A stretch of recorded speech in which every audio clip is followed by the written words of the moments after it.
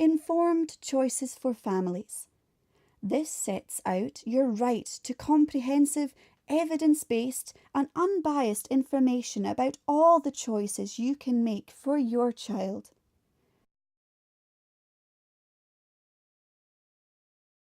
What does Mummy do in the kitchen? I don't know. What does Mummy do with the cooker? Turn it on. Yeah, but what do I do with the cooker? Don't know. Don't know. You don't know? When I first left York Hill the first time, she was given the hearing aids. I told her dad to take them out, she wasn't wearing them. It was a shock to know that she couldn't hear properly, and at that point I just wasn't willing to accept that she needed them. I just couldn't believe that this wee baby had a problem like that and had to wear them in her ears. Right. But as time got on, I realised she needed them. I just persevered with putting them in her ears all the time. Every time she pulled them out, they get put back in. Did she pull them out a lot? Constantly. It was hard work at first. But then I think Gemma started to realise the benefit for them as well. Right. And they were helping her. Well, with Gemma, I just played games, gave her rattles and things for every time she pulled them out to keep her hands occupied. Didn't last very long, she still managed to pull them out, but again, just persevered and it eventually paid off. Good. निकालो गिनी. Look, ये देखो, ये देखो, ये देखो, ये. Oh. Nice. I mean, it took us quite a while for us to for it just to sink in that, you know, we should be wearing hearing aids, and I think the day that she did get hearing aids, it was quite emotional as well. Balloon up there.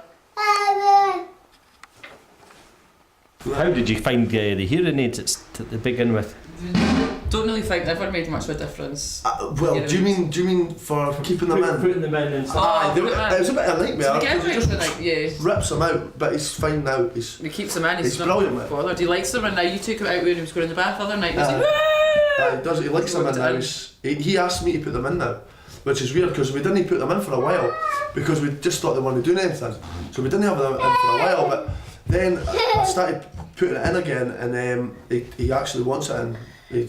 Because he took it out, when was it? And he was like, going in the bath. And he wanted it back in. So I know he must be getting a little bit benefit from it. Go and get it. And we did say we were going to try, but we haven't been as good as we should have been with the hearing aids.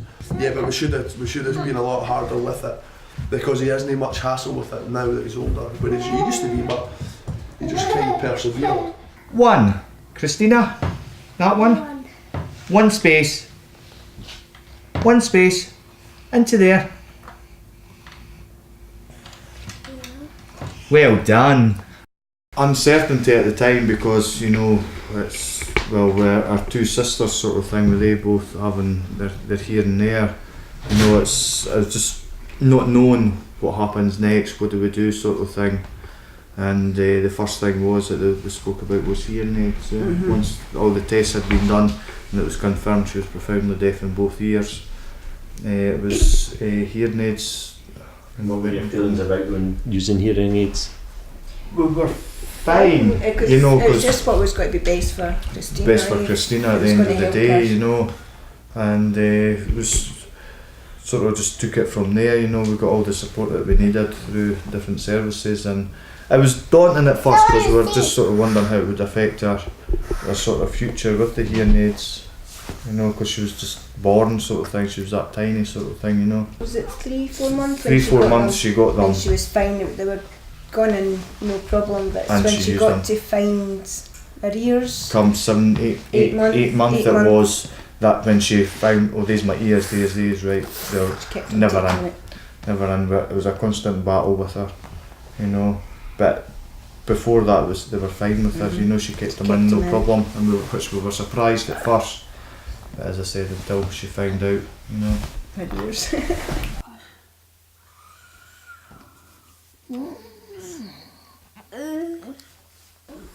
Tegan was, to start with, good with hearing aids. She tried nearly every day, hearing aids on and off. But when time went by, she seen that nobody was wearing hearing aids. At nursery, her friends, deaf club, people she was with, no one wore hearing aids, and I think Tegan felt they're not wearing them, I don't really want to wear them. She started to less and less, didn't wear them.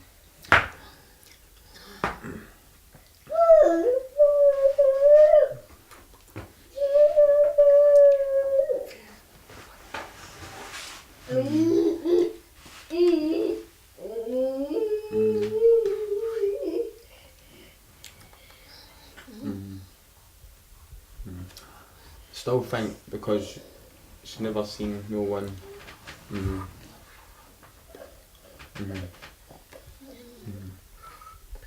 So I let her choice. I never forced her, nothing. I let her do it. Went to audiologist and she gave them back. Said she didn't want them. So just finished for now. Well, you get a bit of a dab hand at it. The bit at the back used to flap about, so Yeah. David gave us toupee tape, or was it you? Yeah, you gave us toupee tape, so you put Or that on the you're back. having to get the jelly out to put on and then stick it in, but now you just go lick it and then you stick it in his ear.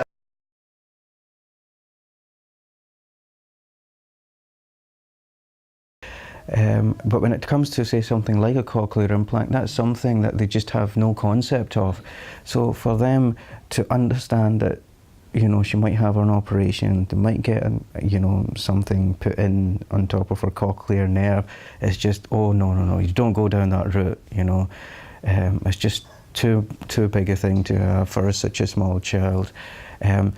And I think a lot of parents, I mean, I've spoken to quite a lot of parents, and they've had pressure put onto them by their elders and by their in-laws or families, and they've come to regret it.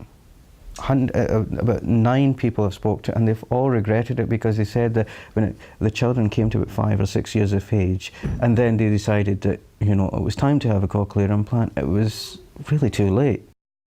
She still got to go through the assessment stage for the cochlear implant, and there is obviously the sniggling little doubt at the back of your mind, what if she's not a candidate?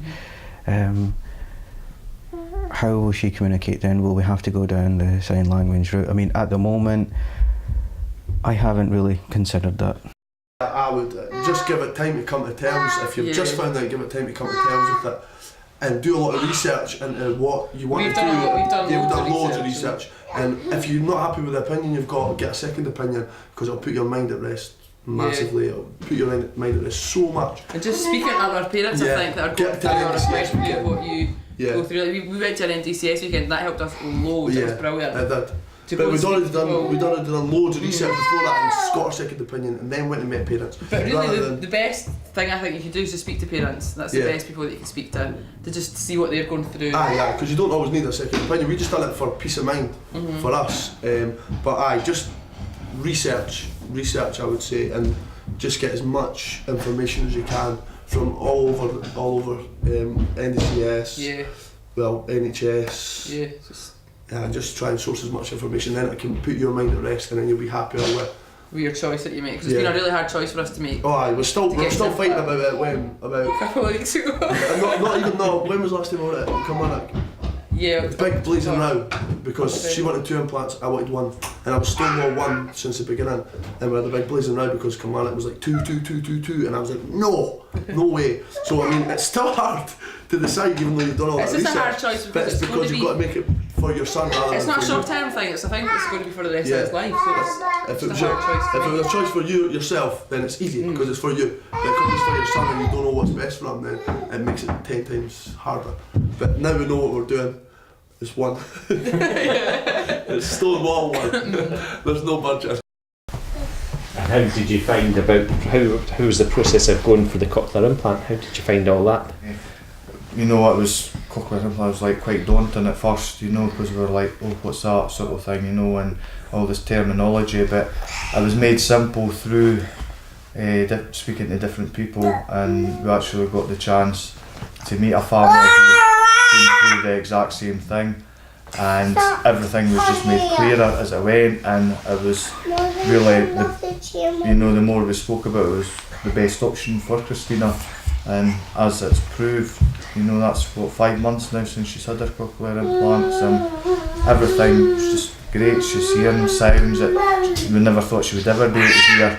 She's starting to say words now, basic, but she's getting there, When she's not got her implants on, she's lip reading.